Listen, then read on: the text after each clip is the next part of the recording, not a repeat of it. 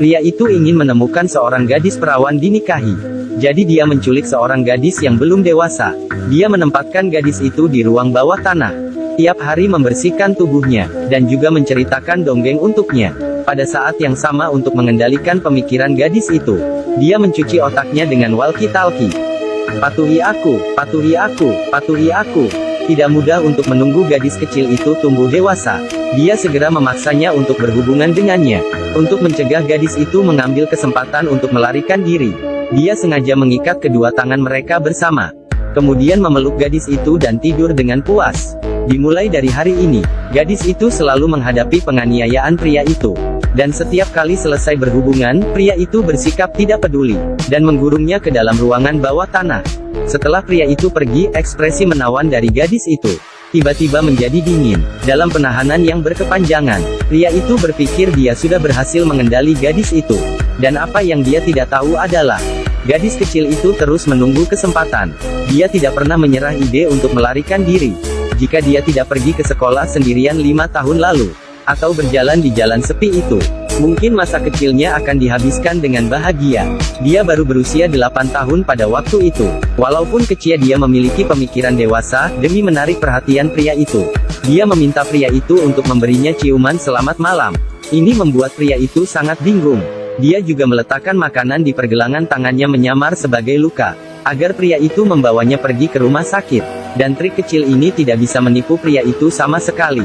Demi membuat gadis itu menyerah, dia memperlihatkan pintu besi yang mengurungnya. Pintu besi itu terbuat dari baja dan sangat kuat. Meskipun dia berteriak, tidak ada yang akan mendengarkan. Gadis itu melihat tidak ada harapan untuk melarikan diri. Jadi dia mencoba untuk melawan. Tapi bagaimana bisa tubuh kecilnya melawan pria yang kuat? Untuk menghukum gadis itu, pria itu menghentikan jatah makannya. Gadis itu hanya bisa hidup dalam gelap dengan kelaparan. Kumohon, aku lapar. Aku ingin makan apa saja. Akhirnya dia melihat kenyataannya. Dari awal yang memberontak perlahan-lahan menjadi patuh.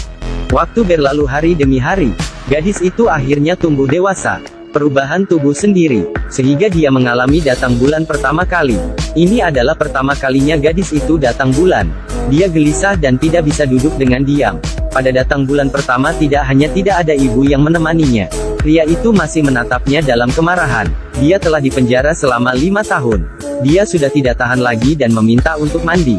Pria itu juga pertama kali mengalami hal ini. Dia terpaksa membawa gadis itu keluar dari pintu yang sempit.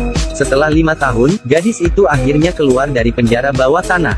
Dia mandi dan pria itu mengawasi di sampingnya. Tanpa ada rasa malu, ibu pria itu menemukan rambut emas di tubuhnya. Dia mengira dia sudah ada pacar. Sehingga dia marah dan mencukur gadis itu hingga botak. Dia bermain di klub malam hari itu. Seorang wanita cantik menari di depannya. Ini membuat pria itu merasa terpancing.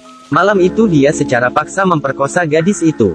Setelah itu, gadis itu memohon padanya untuk melihat bulan. Pria itu membawanya ke halaman belakang. Gadis itu menghirup udara yang segar. Dia tidak ingin kembali ke sel sempit itu lagi.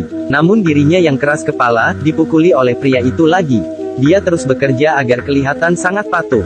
Sebenarnya saat dia berjalan keluar dari rumah, keinginan untuk melarikan diri telah terbangun kembali. Saat ini perencanaannya telah berjalan dengan mulus. Pria itu membawanya keluar dari rumah dan pergi ke supermarket. Saat melihat orang-orang di jalan, dia memikirkan cinta kasih ibunya. Keinginan untuk melarikan diri semakin kuat. Di supermarket, pria itu mengawasinya dari kejauhan.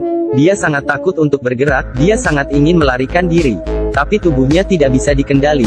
Akhirnya pria itu semakin lega. Dia bergandengan tangan dengan gadis itu dan pulang rumah.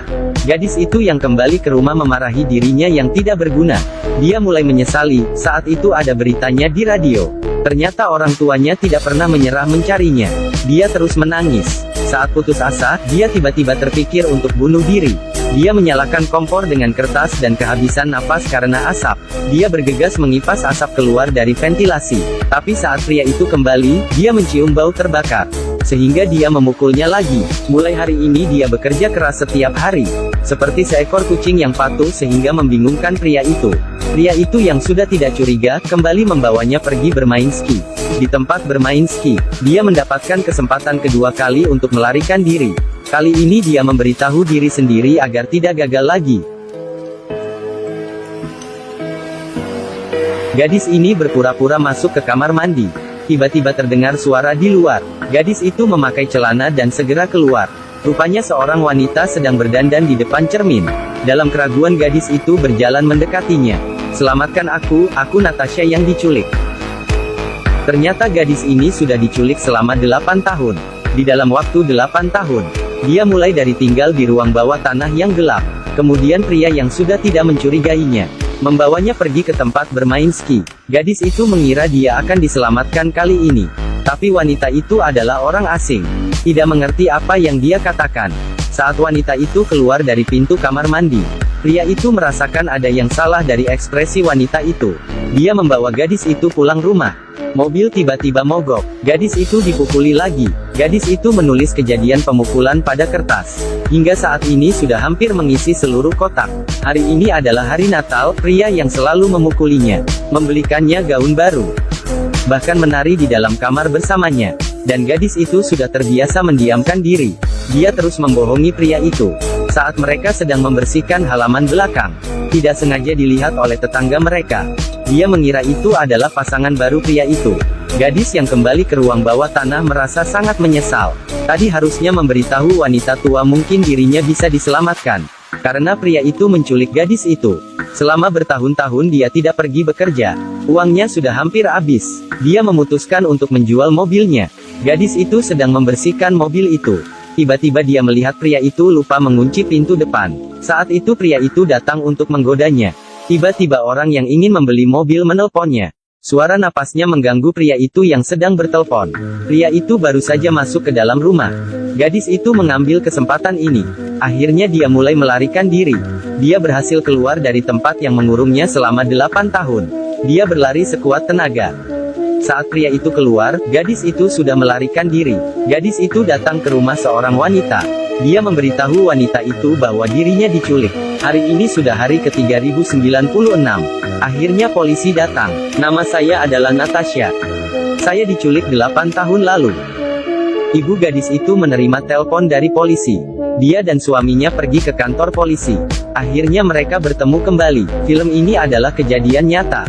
Gadis Austria Natasha, selama 8 tahun setelah diculik, akhirnya berhasil melarikan diri. Pelaku yang mengetahui kejahatannya diketahui orang. Akhirnya juga seperti pria di film ini. Dia memilih untuk bunuh diri di atas rel kereta. Kemudian Natasha menulis sebuah buku 3096 hari, yang menceritakan semua kejadian ini.